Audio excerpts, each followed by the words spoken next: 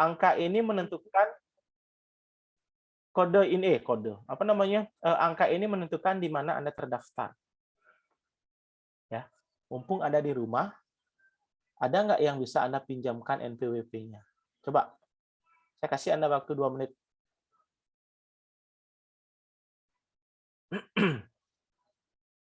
Ada nggak? Silakan, Anda pinjam dulu deh, 2 menit. Ada? Ada nggak yang bisa Anda pinjam NPWP-nya? Silakan, 2 menit. Ada, Pak. Oke. Ya, sudah? Sudah ada yang pinjam? Jangan diperlihatkan ya, karena itu rahasia ya. Anda perhatikan saja. Oke? Anda perhatikan nomor yang saya kursor saya di sini nih. Ya. Kalau dia 901, oke. Kalau dia 901, maka itu adalah Denpasar Barat. Kalau dia 902, itu adalah Singaraja. Kemudian 903 itu adalah Denpasar Timur. Ya. 904, kursor saya hilang nih. Mana nih kursor saya? 904 itu adalah KPP Madya. 906 Tabanan, 905 itu kalau nggak salah Gianyar, kalau nggak salah ya. 906 Tabanan. Ya, kalau salah syaratnya tinggal nanti Anda searching aja di internet gitu ya. Yang pasti saya ingat adalah 901, 902, kemudian 903, 904 itu kalau nggak salah bukan KPP Madya ya, Badung Utara kalau nggak salah. 905 itu Gianyar, 906 Badung Selatan, 907 Tabanan, 908 KPP Madya kalau nggak salah. Cuman ada 8 di Bali. Ya, Pak, Karangasem, Jembrane, Bangli. Gimana Pak? Karangasem, Bangli, Klungkung itu jadi satu di Gianyar. Ya. Kemudian Jembrane, Tabanan jadi satu. Yang terpisah itu adalah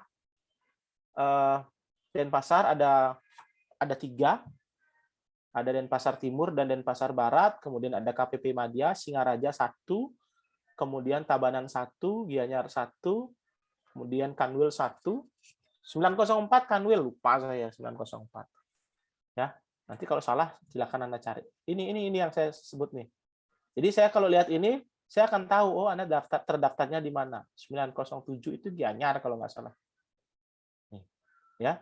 Kemudian ada nama, kemudian NIK. NIK itu nomor induk kependudukan Anda, sama ini dengan nomor KTP Anda. Ya. Kemudian alamat lengkap dan di mana Anda terdaftar nih KPP. Inilah model jenis NPWP. Sebenarnya ada beberapa jenis model NPWP ya. Kalau saya nggak lengkap ini karena saya buatnya itu tahun 2007. Pertama kali harus wajib NPWP. Jadi beda punya saya, warnanya bukan seperti ini, kuning warnanya. Ya. Muncul pertanyaan sekarang, dari tadi kita ngobrol tentang NPWP. Apa sih sebenarnya NPWP? Nah,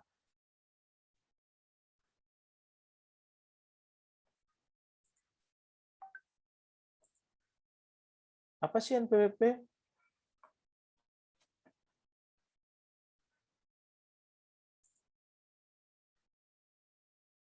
Ada yang tahu? Restu, silakan Restu. Apa Restu? Baik Pak, terima kasih. NPWP adalah identitas diri yang dimiliki oleh wajib pajak dalam perilaku dalam perpajakan yang digunakan untuk identitas diri dan mendaftarkan diri di kantor perpajakan. Oke. Tadi kan saya sudah mengatakan apa beda Anda sebagai subjek pajak dengan seorang wajib pajak. Ya. Bedanya kalau saya sebagai subjek pajak adalah tidak memiliki NPWP, tapi ketika saya adalah sebagai seorang wajib pajak, saya sudah memiliki NPWP, memiliki hak dan kewajiban, tapi kalau saya subjek pajak hanya memiliki kewajiban saja. Jika ada pertanyaan, apa NPWP? NPWP itu adalah nomor identitas. Identitas Anda sebagai apa? Sebagai seorang wajib pajak. Ya, yang tentunya dengan identitas ini, dengan NPWP ini, Anda telah dinyatakan sah menjadi seorang wajib pajak dan memiliki hak dan kewajiban. Ingat, yang Anda garis bawahi, hak dan kewajiban. Kalau Anda subjek pajak saja, Anda baru hanya memiliki kewajiban saja. Tapi kalau Anda sudah memiliki yang namanya NPWP, maka Anda akan sudah memiliki yang namanya hak dan kewajiban di bidang perpajakan. Ya. Nah, ini. Nomor yang diberikan kepada wajib pajak sebagai sarana administrasi perpajakan yang dipergunakan sebagai tanda pengenal diri adalah identitas wajib pajak dalam melaksanakan hak dan kewajiban perpajakan. Ya. Jadi ketika Anda ke Kanwil atau ke KPP, ke kantor pajak, yang pertama ditanya itu bukan nama. Ya pasti nama dulu, ya. Kan nggak enak dengan siapa pasti akan bertanya seperti itu. Tapi setelah itu yang akan ditanya berikutnya, saya bisa lihat NPWP-nya enggak? Ya, itu yang akan diminta. Sama seperti Anda ketika Anda nabung gitu ya, pasti yang akan ditanya pertama adalah NIK. Setelah NIK itu ada di KTP, setelah NIK itu akan diminta NPWP. Ya, nah itu yang akan diminta. Jadi penting sekarang Anda memiliki NPWP sepanjang Anda sudah memenuhi syarat, ya. Jadi ini adalah NPWP. Nah, ini saya nggak jelaskan lagi, ya. Kemudian kapan sih NPWP dibuat? Ya, kapan sih NPWP dibuat? Jadi kalau Anda ingin membuat NPWP, kita lihat dulu siapa yang akan membuat NPWP, ya. Atau saya sini, ya. Kalau Anda adalah orang pribadi, dalam hal ini juga Anda adalah seorang pengusaha, gitu ya. Sekali lagi, Anda adalah usahawan, jadi Anda punya perusahaan, termasuk juga atas WP Badan. Jadi wajib pajak badan itu adalah nanti NPWP-nya bukan atas nama Anda, bukan atas nama pemilik, tapi atas nama perusahaan. Ya, misalkan nama perusahaannya adalah PT ABC, berarti nanti NPWP-nya adalah PT ABC. Ya, termasuk juga orang pribadi usahawan. CV misalkan, itu bisa jadi usahawan. Nah, kalau Anda adalah WP Badan atau OP usahawan, Anda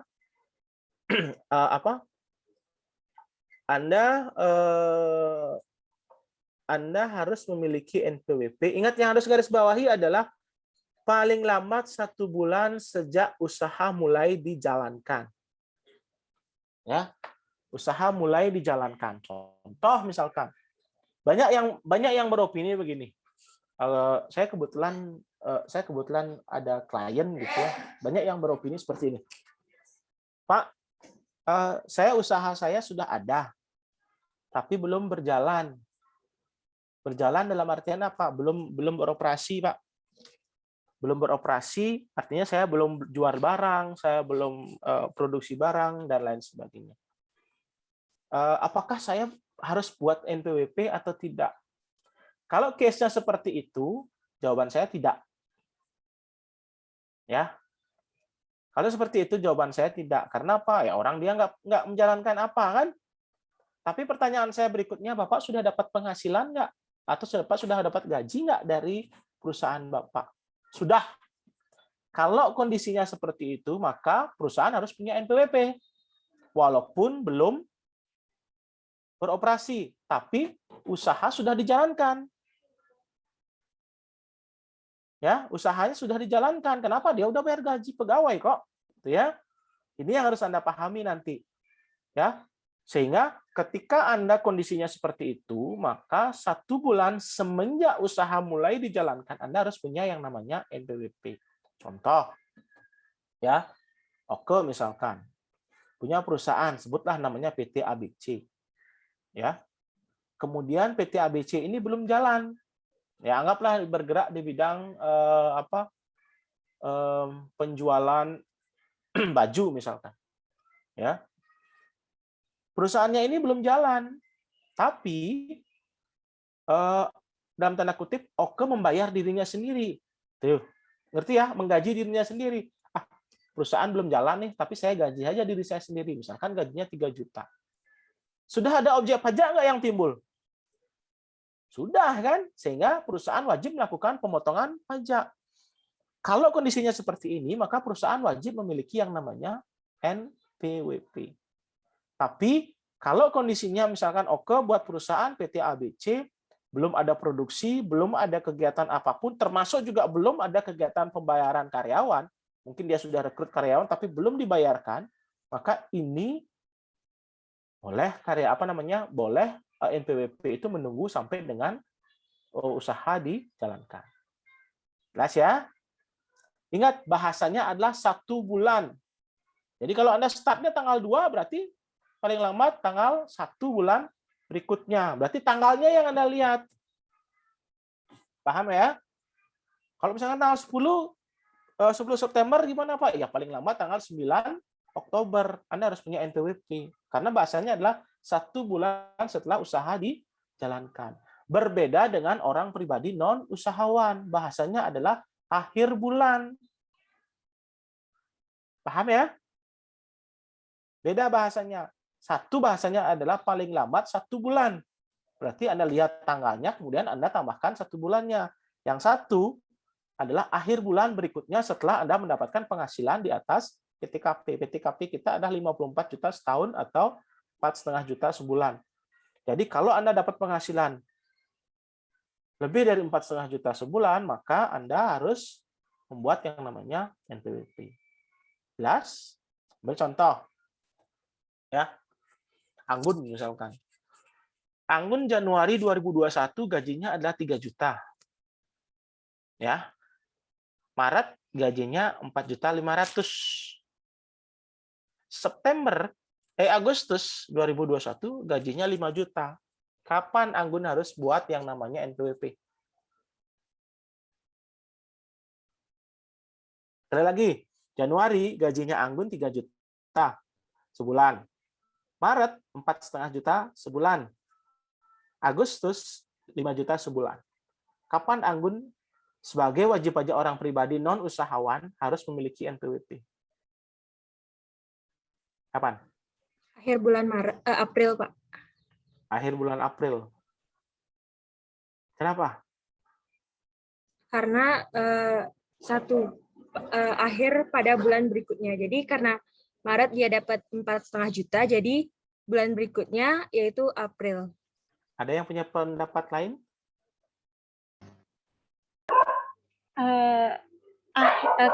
Bapak izin memberikan pendapat. Silakan. Kalau menurut saya itu akhir bulan September. Kenapa, Mary? Karena penghasilan Anggun baru melebihi PTKP itu pada bulan Agustus. Oke. Ya, Anggun jangan berpatokan pada angka 4,5 juta. Bahasanya adalah melebihi. Jadi kalau sama dengan 4,5 juta, berarti dia belum perlu yang namanya NPWP. Jadi ketika penghasilannya melebihi PTKP, lebih dari 4,5 juta, tidak sama dengan ya, tidak sama dengan. Jadi kalau sama dengan atau lebih 4,5 juta, bukan. Dia harus melebihi 4.500.001 gitu misalkan. Itu udah lebih dari 4,5 juta, maka itu akan dikenakan pajak. Ya, sehingga Anggun harus memiliki yang namanya NPWP. Perbedaannya seperti yang saya jelaskan tadi, kalau dia usahawan, dia adalah 1 bulan semenjak usaha dijalankan, sedangkan OP pribadi non-usahawan, dia adalah akhir bulan semenjak menerima yang namanya penghasilan di atas atau melebihi PTKP. PTKP nanti kita ketemu di PPh pasal 21. Penghasilan tidak kena pajak. Jelas? Sampai di sini ada pertanyaan?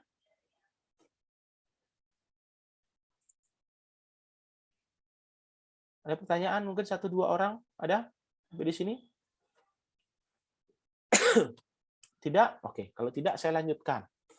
Di mana sih saya harus mendaftar mendaftar NPWP, Pak? Jadi kalau Anda mendaftarnya, Anda lihat ya. Kalau Anda orang pribadi, ya, Anda orang pribadi, Anda akan mendaftar di mana alamat sesuai dengan KTP Anda. Contoh, misalkan gini. Mary misalkan suatu saat kerja di Denpasar, ya, kerja di Denpasar, kemudian diminta oleh perusahaannya, Mer, buat dong NPWP. Jadi sebenarnya Mary-nya harus pulang ke Singaraja. Kalau KTP-nya Singaraja, anggaplah Mary ini KTP-nya Singaraja gitu. Sebenarnya Mary harus pulang ke Singaraja untuk urus NPWP. Tapi karena perusahaannya itu ada di Denpasar, maka perusahaannya akan mendaftarkan di mana perusahaan itu terdaftar. Contoh, misalkan perusahaannya terdaftar di Denpasar Barat. Mary akan didaftarkan di Denpasar Barat. Tapi tadi kode yang tadi itu bukan 901, tapi Mary akan tetap menjadi 902. Ya, dia didaftarkan via KPP Denpasar Barat, tapi terrekodnya itu ada di Singaraja nanti. Jadi kalau nanti Mary ada masalah perpajakannya, dia harus ke Singaraja pulang. Ya, walaupun dia daftarnya di Denpasar. Nah, itu. Kemudian, Pak, gimana kalau misalkan saya orang pribadi sebagai seorang pengusaha? Ini bisa dua. Ya, apakah Anda ambil dari tempat usaha Anda atau tempat tinggal Anda? Boleh. Atau kedua-duanya. Kan bisa jadi tempat usaha langsung tempat tinggal.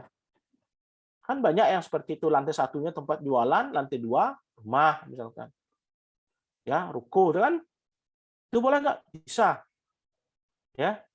Kemudian bagaimana dengan badan? Badan itu tergantung dari di mana dia berkedudukan.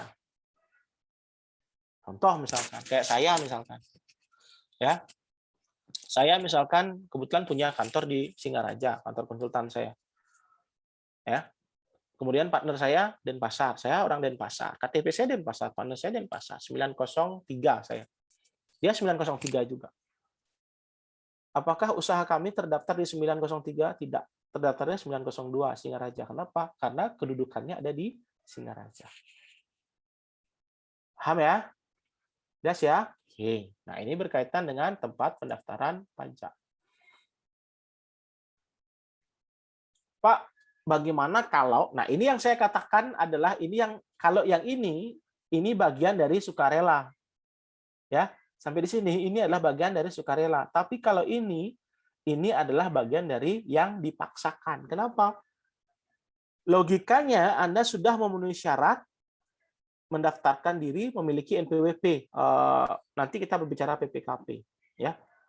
Tapi Anda nggak mengurus dan ketemu oleh orang pajak, maka mereka akan menerbitkan NPWP secara jabatan. Anda istilahnya nggak ada ngeplay, istilahnya apa ya? Nggak ada mendaftar buat NPWP, tapi Anda dapat NPWP.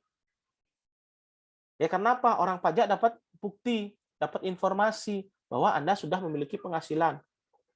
Maka Anda akan dibuatkan NPWP secara jabatan. Dan ini adalah bagian dari kepatuhan yang dipaksakan.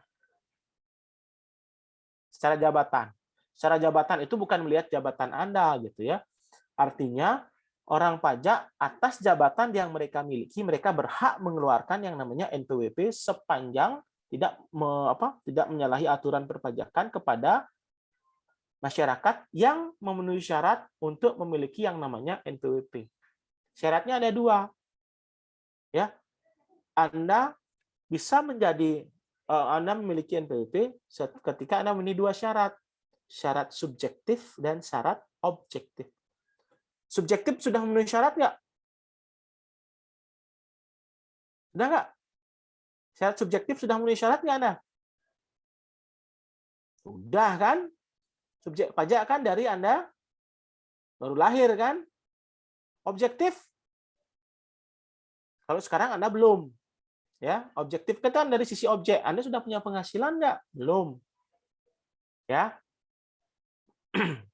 Ini yang nanti Anda harus pahami, ya. Apabila orang pribadi atau badan yang telah memenuhi syarat sebagai WP atau PKP tetapi tidak mendaftarkan diri dan atau tidak melaporkan usahanya, maka akan diterbitkan NPWP atau PPKP secara jabatan. Paham? Sampai di sini jelas? Atau ada pertanyaan sampai di sini sebelum saya lanjut? Saya akan berbicara dua hal sekarang. Kita akan berbicara NPWP dan NPPKP. Nomor pokok pengusaha kena pajak. Nanti kita akan berbicara. Ada pertanyaan? Sampai di sini? NPWP secara jabatan ada. Nanti juga PPKP, pengusaha kena pajak juga akan ada yang disebut dengan pengusaha diterbitkan secara jabatan. Ada? Kalau enggak, saya lanjut.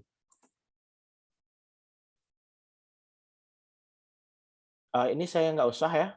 Ini teknis. Saya nggak usah jelaskan, Anda bisa baca aja. Pak, bisa nggak NPWP dihapus? Bisa. Ada 6 hal yang menyebabkan NPWP bisa dihapus. Yang pertama, WP meninggal dan tidak meninggalkan warisan, atau warisannya sudah diwariskan. Ya, contoh misalkan Anda punya kakek, misalkan kakek punya objek pajak, dalam hal ini misalkan tanah atau bangunan. Berarti tanahnya ini atas nama kakek, gitu ya. Jadi ketika kakek Anda meninggal, objek ini masih melekat dengan kakek Anda.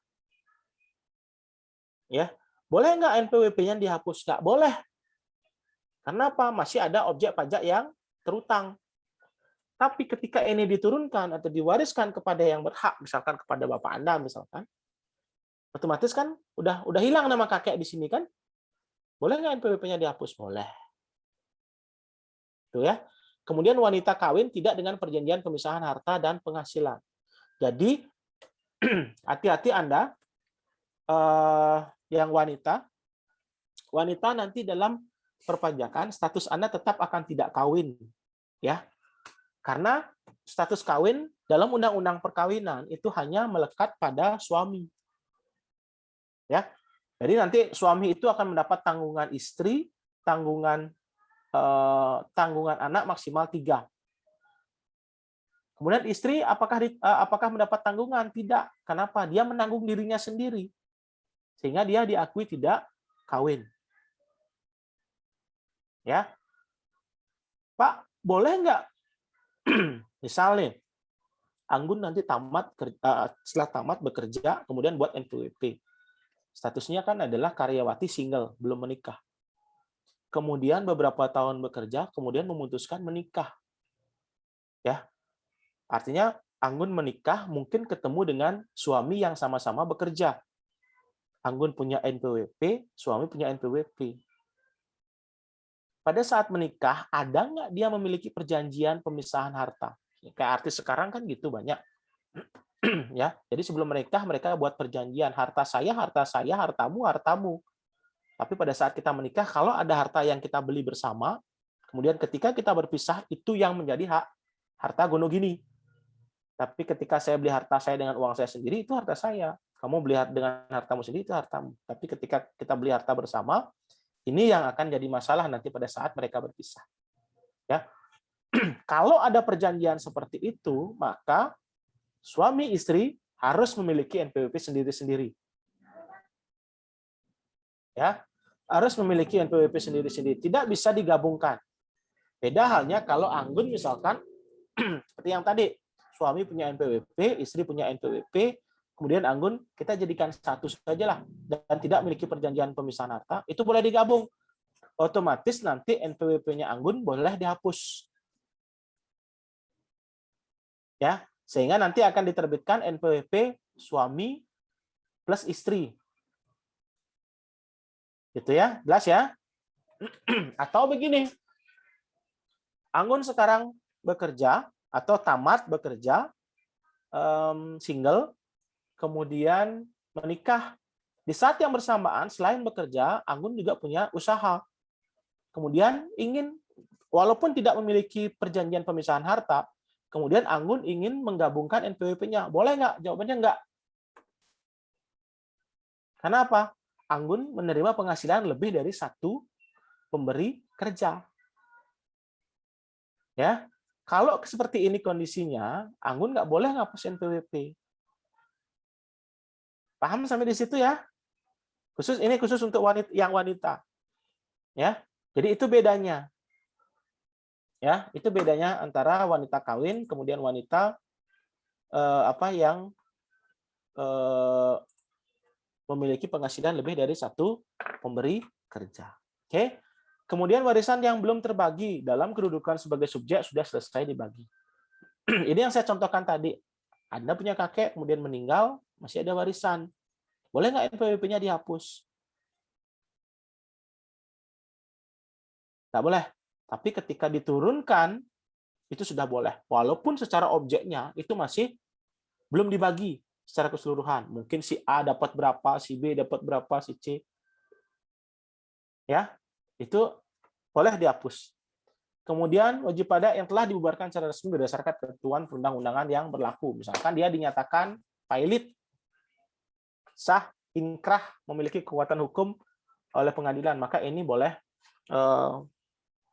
ditutup. Contoh misalkan kasus saya kebetulan pegang perusahaannya Bu Mega, gitu ya. Jadi ditutup karena sesuatu dan lain hal.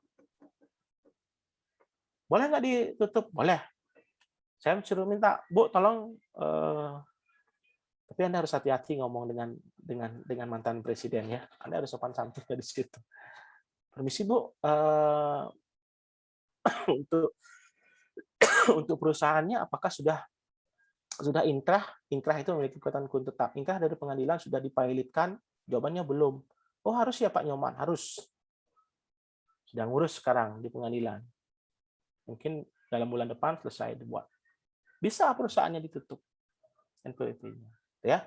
Kemudian wajib pajak BUT bentuk usaha tetap yang karena suatu hal kehilangan status sebagai BUT.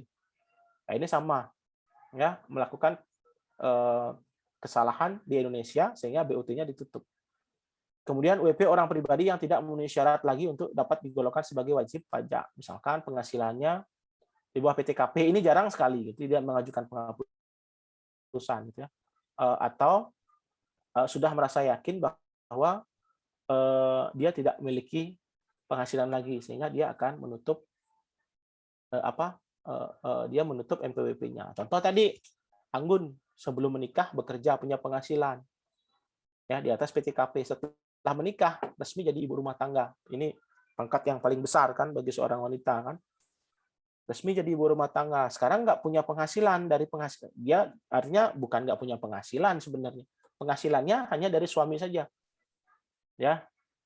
Dia tidak, artinya penghasilannya tidak dari pekerjaan. Boleh nggak NPWP-nya dihapus? Boleh. Karena sudah tidak memenuhi syarat lagi. Ya. Oke, sampai di sini ada pertanyaan? Jangka waktunya maksimal 12 bulan ya, paling cepat itu biasanya 6 bulan. Paling cepat itu 6 bulan. Karena apa? Karena akan ada yang dilakukan pemeriksaan dulu gitu ya. Ada pemeriksaan apakah Anda masih memiliki utang pajak Anda atau tidak. Kalau masih memiliki utang, Anda lunasi dulu. Baru NPWP Anda akan dihapus. Kalau tidak, maka paling cepat adalah 6 bulan. Paling lama itu adalah 1 tahun. Oke, sampai di sini ada pertanyaan? Sebelum kita lanjut ke PPKP, ada NPWP? Silakan. Mungkin 1-2 orang pertanyaan tentang NPWP.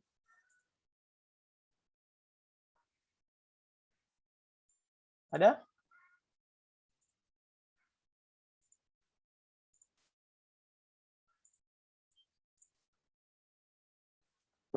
Oke, kalau tidak kita akan masuk ke sini. Ini namanya NPPKP. NPPKP ini serupa tapi tidak sama dengan NPWP. Kalau NPWP itu adalah kepada seluruh wajib pajak, baik itu wajib pajak badan atau orang pribadi. Sedangkan NPPKP, nomor pokok pengusaha kena pajak, ini hanya diberikan kepada pengusaha saja. Ya, pengusaha yang dikukuhkan sebagai pengusaha kena pajak. Pertanyaan saya, sama nggak sih pengusaha dengan pengusaha kena pajak? Hah? Sama nggak pengusaha dengan pengusaha kena pajak? Sama? Tidak?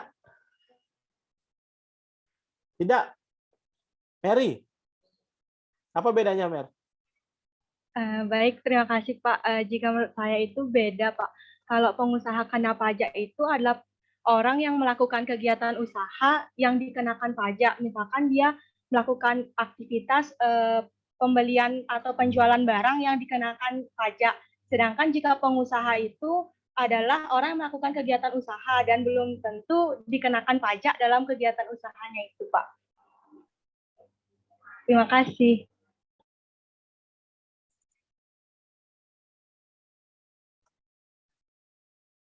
Nih, ini pengusaha. Ya, pengusaha meliputi orang pribadi atau badan yang melakukan kegiatan dagang, jasa, impor, ekspor, dan menghasilkan barang. Ya, baik barang yang berwujud maupun jasa yang tidak berwujud dari luar. Pabean itu artinya wilayah Indonesia ya. Tapi kalau kita berbicara pengusaha kena pajak, itu ada tambahannya. Ya, pengusaha kena pajak adalah pengusaha yang melakukan penyerahan barang kena pajak atau jasa kena pajak. Artinya apa? Ketika Anda menjadi seorang pengusaha, belum tentu barang yang Anda jual atau jasa yang Anda jual itu adalah jasa kena pajak.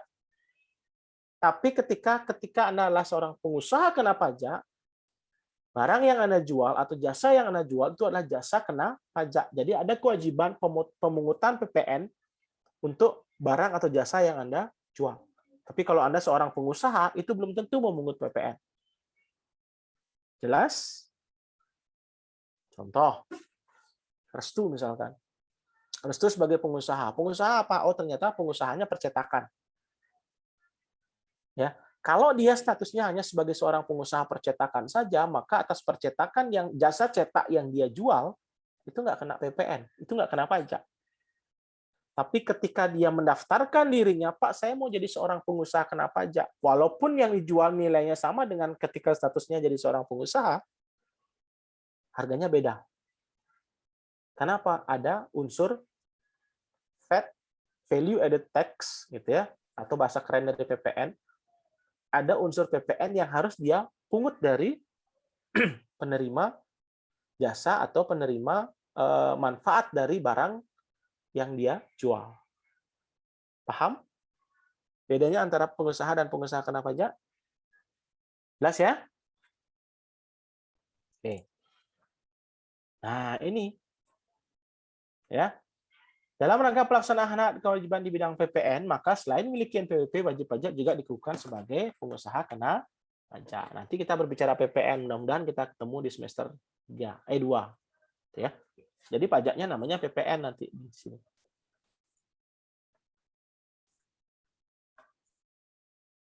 Nah, ini siapa sih yang wajib dikukuhkan sebagai pengusaha kena pajak? Nah, ini. Pengusaha yang menyerahkan barang kena pajak atau yang menyerahkan jasa kena pajak kecuali pengusaha kecil. Untuk pengusaha kecil, dia boleh memilih apakah dia mau jadi PKP, pengusaha kena pajak atau tidak. Jadi pengusaha kecil itu konteksnya adalah pengusaha yang memiliki omset tidak lebih dari 4,8 miliar setahun. Ya, jadi disebut dengan pengusaha kecil itu ketika pengusaha yang memiliki omset tidak lebih dari 4,8 miliar setahun. Itu boleh memilih apakah dia mau dikukuhkan sebagai seorang PKP atau tidak.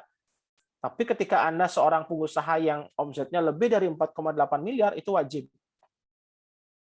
Ya, kemudian Anda silakan melaporkan usaha Anda ke KPP di mana Anda terdaftar, tempat tinggal atau kedudukan usaha, dan untuk didaftarkan sebagai seorang pengusaha kena pajak.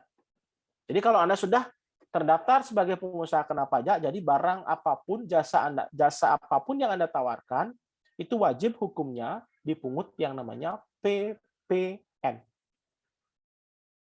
Paham ya? Oke.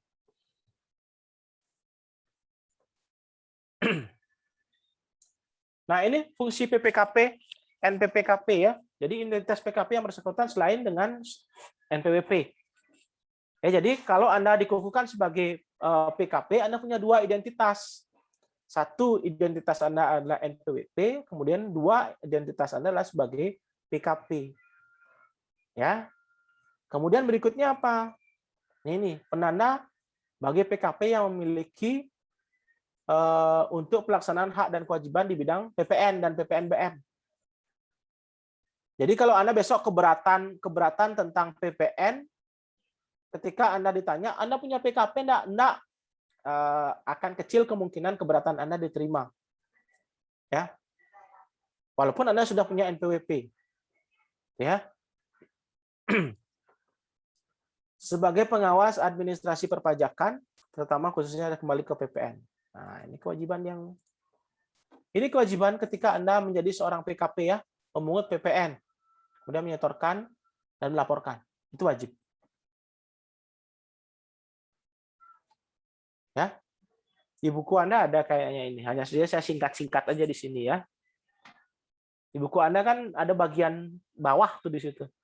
Ada 4 ya. Minggu depan kan kita berbicara pembayaran dan pelaporan ya. Tentang kepatuhan ya. Ya. Pak, saya membuat PKP, Pak. PPKP, NPPKP, syaratnya apa aja, Pak? Nah, ini.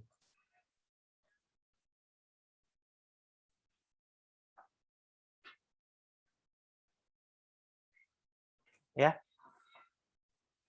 Yang sekarang izin-izin ini, dokumen izin usaha ini sekarang sudah diganti dengan NIB, nomor induk berusaha. Ya. Anda yang orang tuanya punya usaha pasti tahu lah NIB itu apa. Nomor induk berusaha. Itu legalitas sekarang usaha. Ya. Nggak perlu buat SKD lagi, sudah ketetapan kok SKD. Nggak perlu buat TDP lagi, tanda daftar perorangan, tanda daftar usaha dan lain sebagainya. Cukup dengan membuat NIB itu semua sudah bisa digantikan. Ya.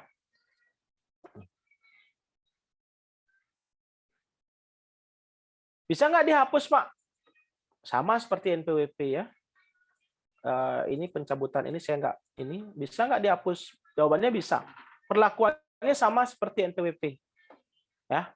Kalau Anda sudah meninggal kemudian sudah dibubarkan, maka akan dilihat apakah masih memiliki kewajiban atau tidak. Kalau tidak, maka PPKP NPPKP bisa dihapus. Ya. Oke, sampai di sini untuk kepatuhan pajak hari ini. Ada pertanyaan? Minggu depan kita berbicara tentang pembayaran dan pelaporan. Untuk minggu depan, saya minta Anda siapkan namanya SSP, bukan SPP ya, SSP, Surat Setoran Pajak. Cari dokumennya. Kemudian SPT, SPT PPH, ya, baik itu SPT masa ataupun SPT tahunan, PPH dan juga PPN. Ya, pegang saja. Kita nggak akan mengisi itu minggu depan. Ya, nanti kita isi kalau Anda mencari peminatan pajak, kita akan ketemu di praktikum perpajakan nanti. Ya, ada pertanyaan tentang NPWP dan NPPKP? Diva, silakan. Izin bertanya, Pak, terkait dengan PKP kan tadi Bapak menjelaskan bahwa untuk pengusaha kecil itu diberi pilihan apakah bisa menjadi PKP atau tidak. Nah, untuk pengusaha kecil ini kan seandainya dia mengikuti PKP, apa yang mendaftarkan diri sebagai PKP? Apa yang mendasari pengusaha-pengusaha kecil ini untuk mendaftarkan diri ke PKP, mendaftarkan diri sebagai PKP? Oke. Apa ada benefit tersendiri gitu, Pak? Benefitnya ada nggak? Tentu ada gitu ya. Jadi misalkan gini, tidak menutup kemungkinan pengusaha-pengusaha kecil ini memiliki akses untuk masuk ke pemerintahan. Ya, misalkan kerjasama dengan dinas A, kerjasama dengan dinas B, itu kan pasti. Ya enggak? Ketika Anda tidak memiliki PKP, kecil kemungkinan Anda bisa memenangkan istilahnya memenangkan pekerjaan di sana, dalam tanda kutip pekerjaan saya sebut. Contoh misalkan, ada rapat kantor, perlu konsumsi, dari snack sampai dengan makan. Ya enggak? Ketika Anda misalkan nggak punya NPWP, kecil kemungkinan akan dapat di situ. Ya kenapa? Ya karena mereka ada pertanggungjawaban, salah satunya adalah aspek perpajakannya. Itu ya. Kalau Anda PKP, potensinya Anda besar untuk bisa bergabung. Apalagi Anda ikut tender namanya. Pernah dengar tender ya? Jadi pemerintah punya proyek, cari rekanannya kan bukan satu, rekanannya bisa 2, 3, 4, kemudian Anda dalam tanda kutip berebut untuk dapat proyek ini. Itu namanya tender. Kalau Anda nggak punya PKP, NPPKP, Anda akan gugur yang paling pertama. Walaupun Anda adalah usaha kecil. Ya, makanya banyak usaha kecil yang walaupun omsetnya nggak lebih dari 4,8 miliar, dia saya terdaftar aja lah. Siapa tahu nanti saya bisa masuk ke pemerintahan atau BUMN atau BUMD. Itu benefitnya di situ, Diva. Ya. Terima kasih, Pak. Oke, Indah, silakan.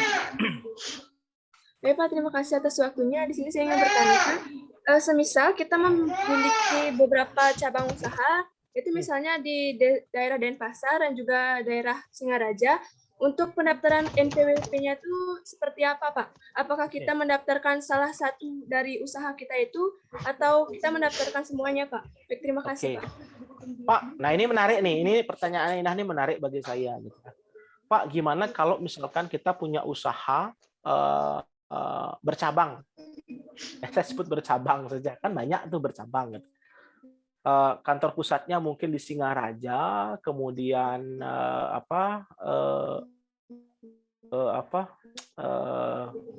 kantor cabangnya ada di Denpasar dan lain sebagainya. Logikanya di mana Anda berdiri dan berkedudukan NPWP-nya berbeda.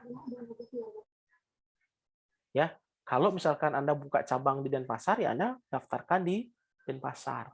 Tapi kebijakan yang lain, Pak, apakah saya PKP-nya harus kedua-duanya? Itu yang berbeda. Ya, kalau pertanyaannya, Pak, NPWP-nya harus 1 atau 2, Pak. Misalkan cabangnya tadi Singaraja dan Pasar. Kalau yang ditanya NPWP-nya harus punya 1-1. Ya, NPWP PTA Denpasar, NPWP PTB Singaraja, PTA Singaraja. Tapi kalau pertanyaannya, apakah PKP-nya itu harus 2 juga, Pak? Nah, ini tergantung kebijakan perusahaan. Apakah nanti ada yang namanya PPN ya? Apakah nanti PPN-nya akan dipusatkan? Atau maksud saya gini, ketika nanti ada PPN yang harus dibayar oleh perusahaan, itu akan ditanggung oleh kantor pusat, maka kantor cabang nggak usah buat PKP. Ya, tapi kalau misalkan itu urusan kantor cabang, biarkan mereka yang menanggung semua beban pajaknya, termasuk juga PPN. Berarti PKP-nya tetap 2. Cabang 1, pusat 1. Itu bedanya. Tapi NPWP harus 2. Karena apa? Perbedaan tempat kedudukan. Jelas ya? Tapi yang boleh diperhatikan itu hanya di PKP-nya. Apakah mau 1 atau 2? Ya, apakah istilahnya adalah PKP-nya dipusatkan atau PKP-nya ditanggung renteng. Kalau ditanggung renteng berarti punya PKP sendiri gitu. Ya, Indah ya. Ya, Pak, terima kasih, Pak. Ada pertanyaan lagi terkait dengan NPWP dan PPKP? Ini menarik nih pertanyaannya, Indah nih. Ya. Ada kayaknya punya pengalaman nih kayaknya Indah nih. Ada lagi pertanyaan terkait dengan NPWP dan NPPKP? Ada?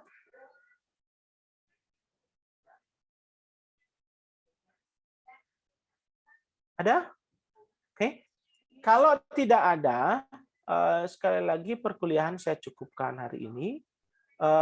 Minggu depan kita sambung dengan pembayaran dan pelaporan pajak. Jadi untuk pembayaran nanti saya minta kalian mungkin cari 1 orang saja gitu ya, cari 1 orang atau terserahlah, boleh beramai-ramai. Kalau kalian mau kompak gitu ya, silakan cari namanya SSP, surat setoran pajak. Ya. Kemudian itu untuk pembayaran. Kemudian Pak, izin bertanya. Ya, oke, Herlina silakan. SSP itu yang kayak Suara kamu putus-putus, Herlina. Matikan aja coba kameranya, mau nggak? Lancar. dibayar kode billing itu ya? Mirip seperti itu karena Yang apa? Karena, yang bukti habis bayar kode billing di kantor. ya itu namanya SSE namanya. Kalau sekarang namanya SSE, surat elektronik, karena sekarang kan sistemnya elektronik. Tapi tampilannya sama seperti SSP. Kalau SSP itu formulir, SSE itu formulir yang dielektronikkan, gitu intinya. Sama dengan e-filing. E-filing itu adalah SPT manual yang dielektronikkan.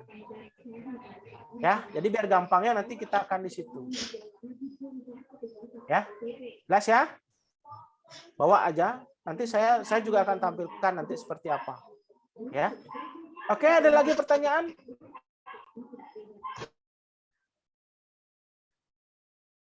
Tidak? Oke, kalau tidak ada, saya kira perkuliahan hari ini cukup. Terima kasih. Selamat malam. Malam Pak, terima kasih. Selamat Malam, Pak. Terima kasih. Terima kasih.